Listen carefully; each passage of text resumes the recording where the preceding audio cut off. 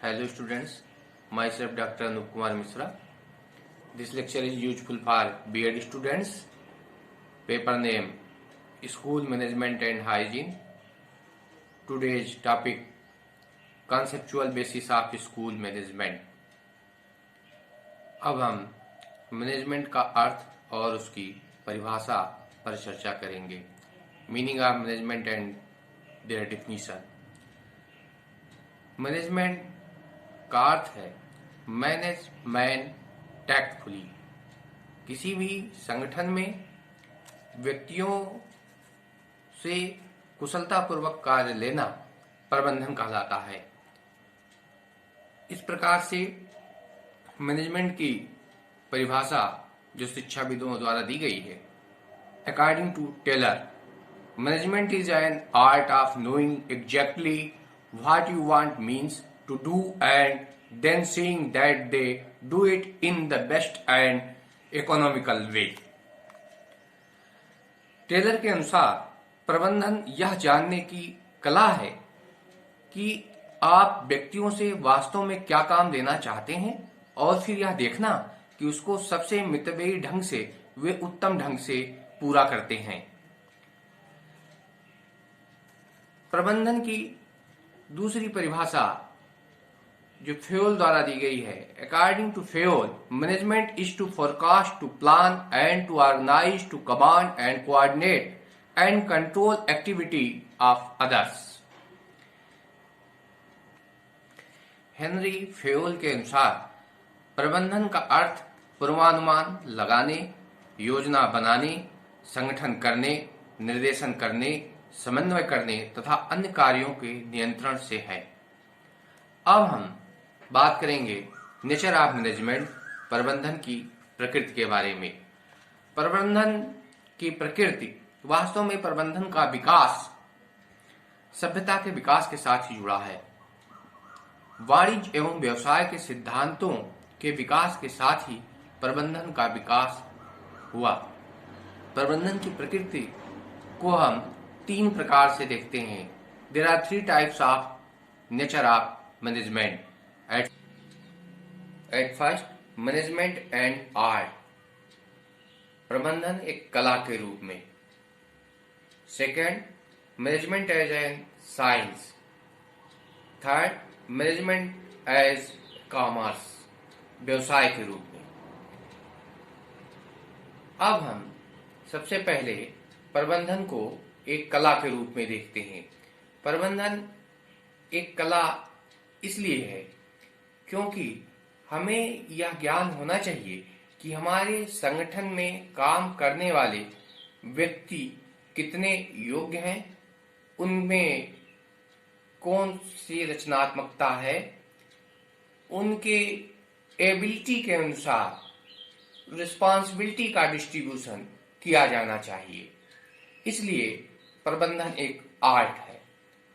Second, management as a science. प्रबंधन को हम विज्ञान के रूप में भी इसलिए देखते हैं क्योंकि किसी भी ऑर्गेनाइजेशन में कार्य सिस्टमेटिक वे में होता है और फ्रूटफुल होना चाहिए. विज्ञान के भी सिद्धांत यही है कि किसी भी कार्य और परिणाम के बीच रिलेशन होना चाहिए. कार्य, कारण और परिणाम में परस्पर संबंध होता है. अतः मैनेजमेंट जो है वह पर्पजिव होता है. इसलिए हम प्रबंधन को विज्ञान भी कहते हैं.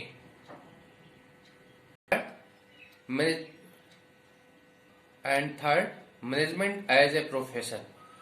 प्रबंधन एक व्यवसाय के रूप में भी जाना जाता है.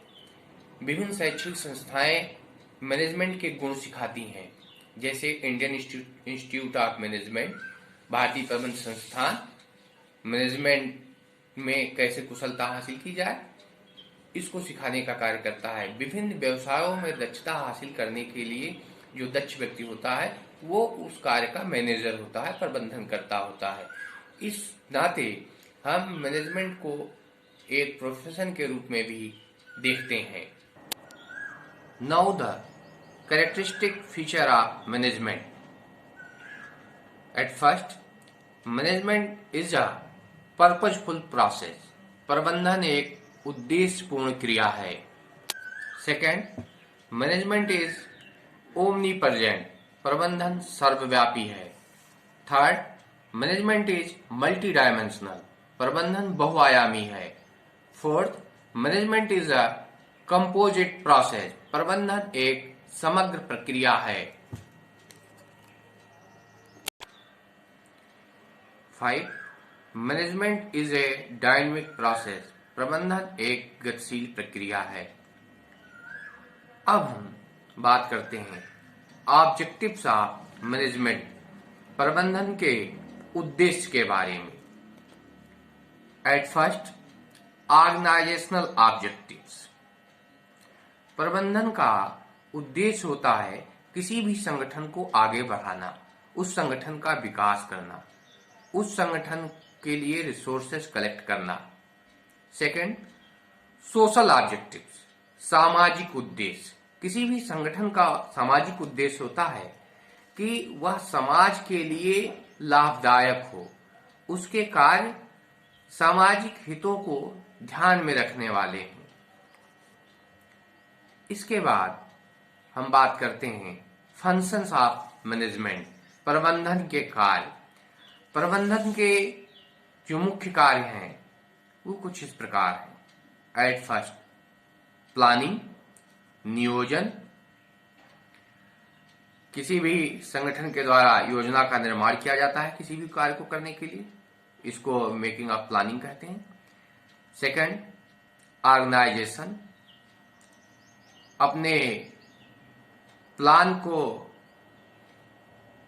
फंक्शनल फॉर्मेट में लाने के लिए संगठन खड़ा करना, ढांचा खड़ा करना, या ऑर्गेनाइजेशन की श्रेणी में आता है।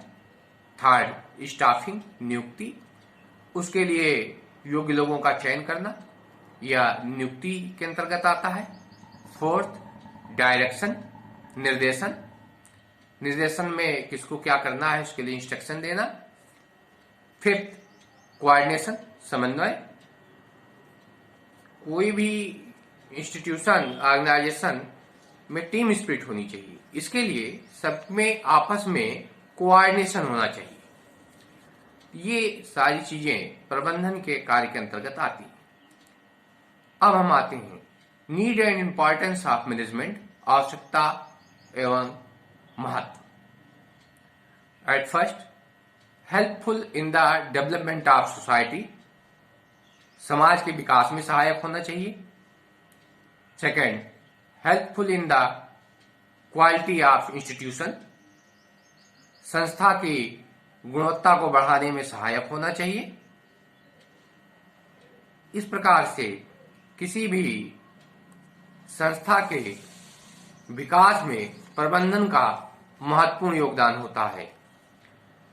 तीसरा है helpful in framing of work, कार्य को संगठित करने में, जो वर्क है उन सारे कार्यों में आपस में समन्वय स्थापित करते हुए उसका आउटपुट कैसे बेहतर तरीके से लेना है, यह मैनेजमेंट का कार्य होता है। धन्यवाद।